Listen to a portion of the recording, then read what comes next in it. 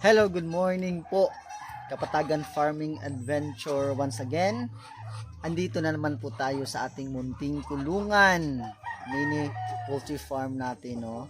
So today, mag-a-update lang po ako sa aking inahin na first time lang po maglay ng eggs. Actually, pag-check ko kanina, 8 eggs na lang po siya, no, from 12 kasi po napipisaan po tayo, no, ng 4 na itlog. So far today is pang 21 days na, no, ng paglilimlim niya. So nang magpatuka tayo kanina, sumili po tayo sa kanyang pugad. So may ano na po, may napisa na po, at saka po ano na po, maririnig na po natin yung mga sisiw, but dalawa lang po. Antay-antay na lang po tayo mamaya while inihahanda po natin yung mga pakainan, yung patubigan at saka kulungan ng ating mga sisiw, no. Baka bukas po kukunin na po natin sila at ilipat na po natin sa kulungan nila. So ngayon po ipapakita ko po sa inyo na naglilimlim pa po yung inahin natin. Okay? So antabayanan po.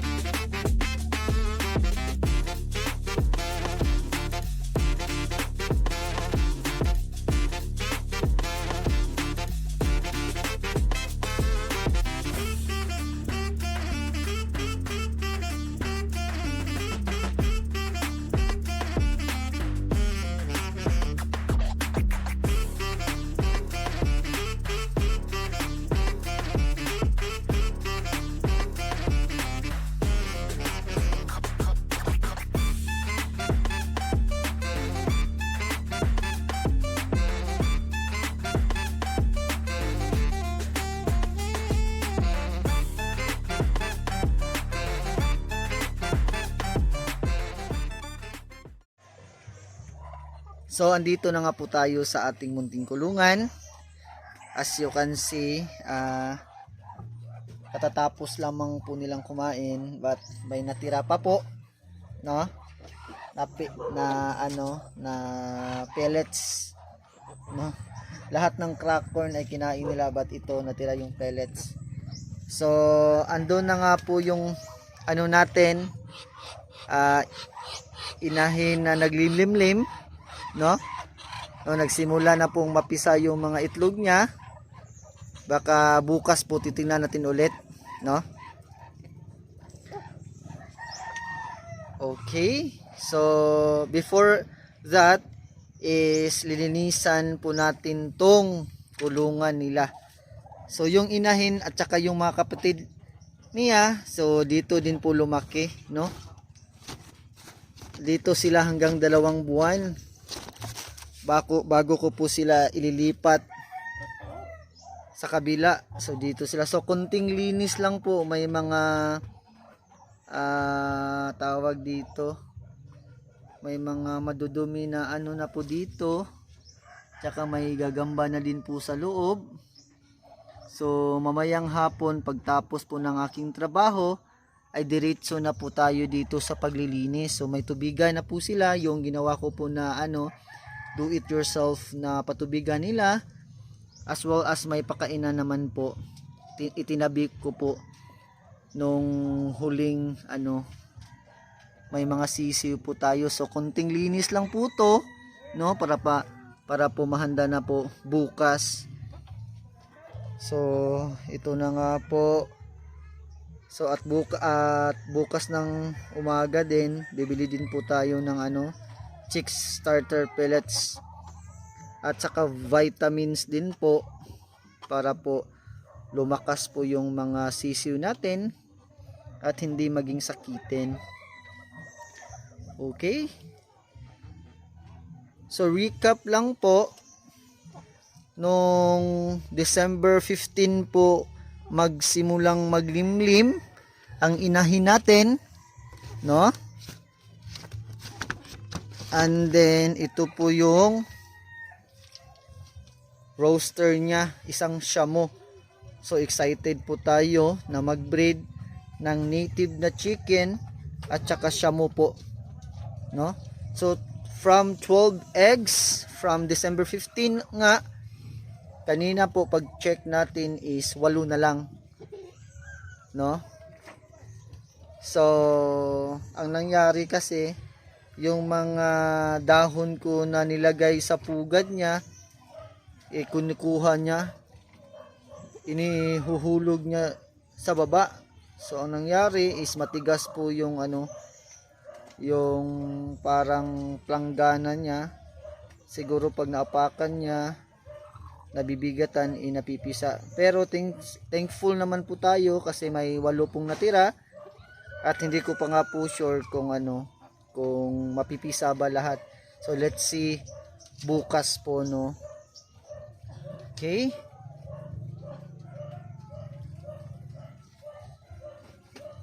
So actually first time pa po niyang mag-lay ng eggs, no?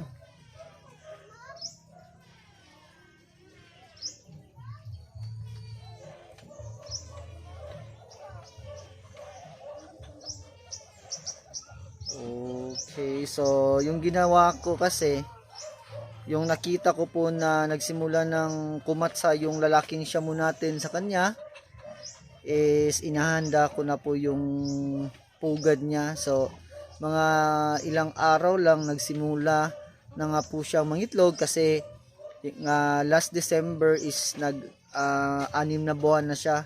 Kasi sa naalala nyo, siya po yung first batch ng mga natin, ng mga manok natin, siya na lang po yung natira, no? So schedule na nga po. So itong 3 inahin na to is mapupula na nga din po yung mukha, sinyalis na po na malapit na din pong mangitlog. Mag-6 na buwan sila ngayong January 2024. So tamang-tama po pagtapos po niyang mapisa lahat ng itlog, ililipat na po natin siya sa kulungan kasama yung nanay at baka po mangitlog na din po itong 3, no? Tingnan po natin kung mangitlog na nga po ngayong buwan. So 21 days po, tamang-tama po yung pag-iintay natin, 21 days po, no? Kasi po minsan pinakamalapit is 20 days at saka pinakamatagal is 22 to 23 days. Pero kadalasan po is 21 days po talaga napipisa yung mga itlog since naglay yung inahin. Depende po kung kaano po kasipag na maglay po yung inahin. Okay? So paalala lang po, kapag kapag magsimula ng mag-breed yung mga manok natin, yung mga inahin natin, is bigyan po natin sila ng ng karampatang pagkain sa kanila. Yung ibinibigay ko po yung pellets na pang breed at saka yung crack corn, inahalo ko po. Bumibili po ako ng 5 kilo na crack corn at saka 5 kilo na pellets every week. So 10 kilo po siya. Hinahalo ko po at saka po pinakapakain ko po umaga, no? Mga alas 7 at saka tubig na malinis. Okay, as you can see po, maganda po yung kulay nila. Yung isa, yung naglilimlim, is pure puti po siya at saka may white po din po dito na may itim ng konti at saka yung isa po white at saka pareho lang po sila, parang 50-50 na na white at saka black. Ito din po, ito yung hawig na hawig sa nanay, no? Parang abuhin yung kulay niya, malaki din po tulad ng nanay. So excited po tayo kung ano po yung kalalabasan, no? Itong Shamo at saka yung native. So tingnan po natin kung matatangkad din ba, na malalaki. Okay?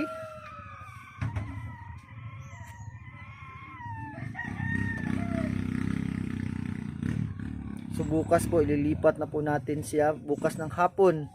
Pag ready na po yung kulungan natin, may tubig, may pakainan, isasama ko po yung inahin sa sa mga sisiw niya, sa mga inakay, para po mas malaki po yung percentage ng survivability.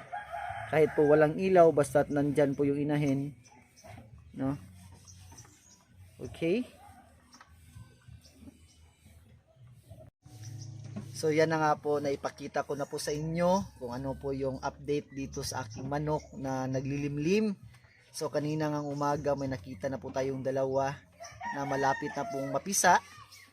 At saka nadidinig ko na po yung ingay ng sisiw. And then mamaya po ng konti, pagkatapos ng aking trabaho is nilinisan na po natin yung kulungan nila. At saka isasama po natin yung inahin para po mas mataas po yung percentage ng survivability ng mga sisiw natin.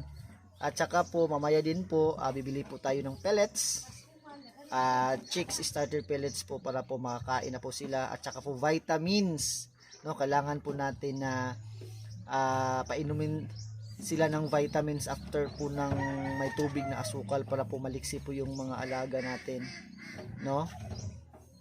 So antay-antay lang po kayo, later po or bukas po ipapakita ko po yung continuation ng ating video na to para po ma-update ko kayo kung ano na bang kaganapan dito sa mini poultry farm natin. So yan lang po muna sa ngayon.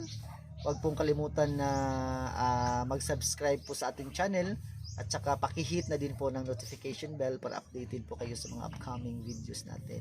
So once again, from Kapatagan Farming Adventure, good morning po at God bless us all.